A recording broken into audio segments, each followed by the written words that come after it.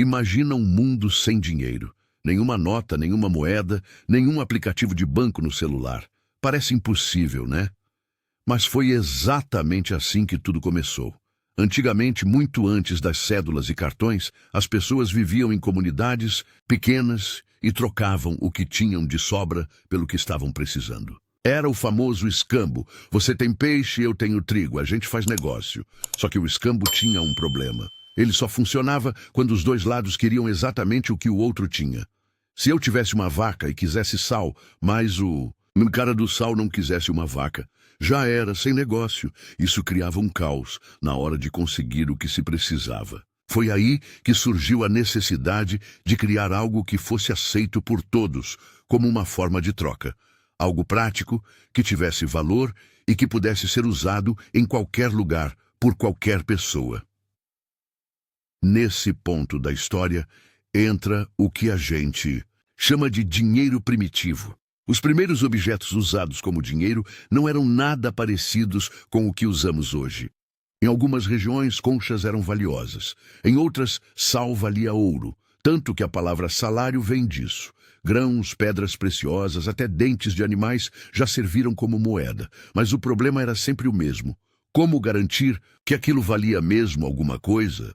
Como padronizar o valor? Afinal, uma concha grande vale mais que uma pequena? Um saco de sal fino vale mais que o grosso? E foi pensando nisso que algumas civilizações começaram a criar as primeiras moedas, metálicas, feitas de metais como ouro, prata e cobre, materiais que já tinham valor próprio e eram difíceis de falsificar. Além disso, o uso de objetos simbólicos também era comum. Penas raras, ferramentas de metal e até certos tipos de miçangas ganhavam valor por estarem ligados a status, beleza ou rituais religiosos. Cada sociedade escolhia aquilo que, culturalmente, tinha significado. Isso mostra que o dinheiro, desde o começo, sempre foi uma combinação de utilidade prática com valor simbólico, definido por um acordo coletivo. Acredita-se que as primeiras moedas da história tenham surgido por volta do século VII a.C., na Lídia, região onde hoje fica a Turquia. Essas moedas eram feitas de uma liga natural de ouro e prata, chamada electrum, e tinham um selo do governo que garantia seu peso e pureza. Isso foi revolucionário. Agora, ao invés de carregar sacos de sal ou conchas no bolso, as pessoas tinham algo pequeno, prático e com valor garantido pelo Estado. A confiança passou a ser um elemento fundamental. Confiar que a moeda vale o que dizem que vale. Confiar que será aceita por outros. E essa confiança, aliada ao apoio dos governantes, fez com que as moedas se espalhassem rapidamente por diversos impérios e reinos antigos. Além da praticidade, essas moedas também facilitavam o recolhimento de impostos, o pagamento de soldados e a organização dos mercados. Os comerciantes podiam viajar longas distâncias com um meio de troca reconhecido em várias cidades. Elas ainda serviam como uma forma de propaganda do poder real. Muitas traziam imagens dos reis ou símbolos do Estado, reforçando quem controlava a economia e o território. Mas com o tempo surgiu outro problema. Carregar muitas moedas. Era pesado e perigoso. Imagina um comerciante indo de uma cidade para outra, levando sacos e mais sacos de moedas de ouro. Um prato cheio para ladrão, né? Foi por isso que na China, por volta do século VII, surgiram os primeiros registros de uso de papel como dinheiro. Comerciantes chineses começaram a usar certificados de depósito que representavam uma certa quantidade de moedas guardadas em segurança.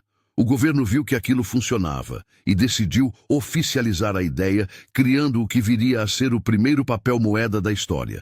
Mais leve, mais fácil de guardar e transportar. Um conceito simples, mas poderoso.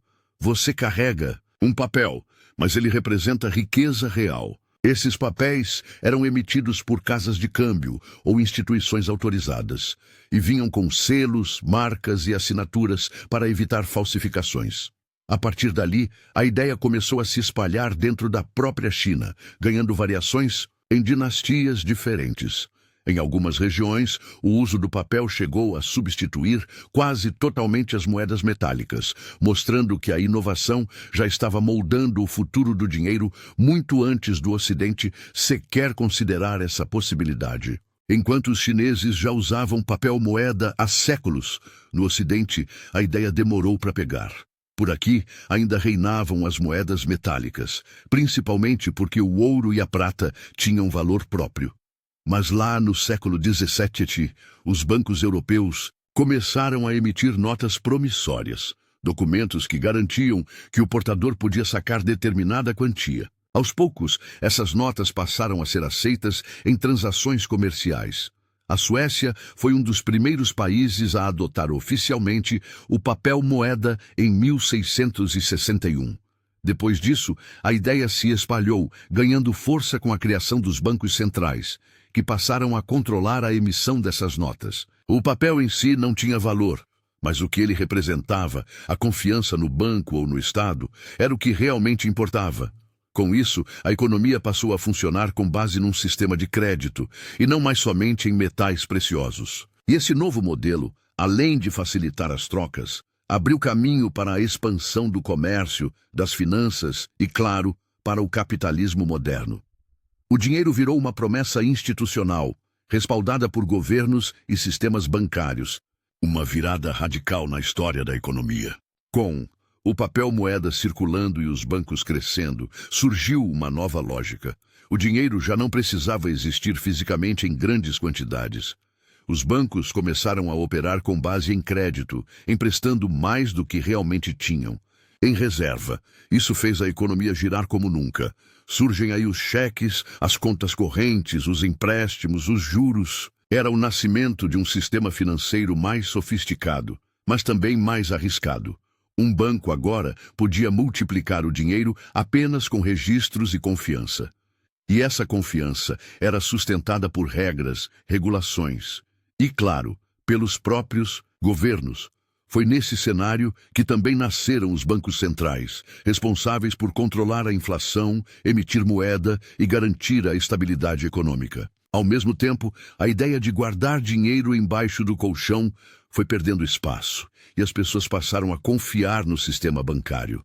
Além disso, esse novo sistema permitiu que grandes projetos fossem financiados, que negócios crescessem e que famílias realizassem sonhos, tudo com base em um conceito que, embora invisível, movia o mundo: o crédito.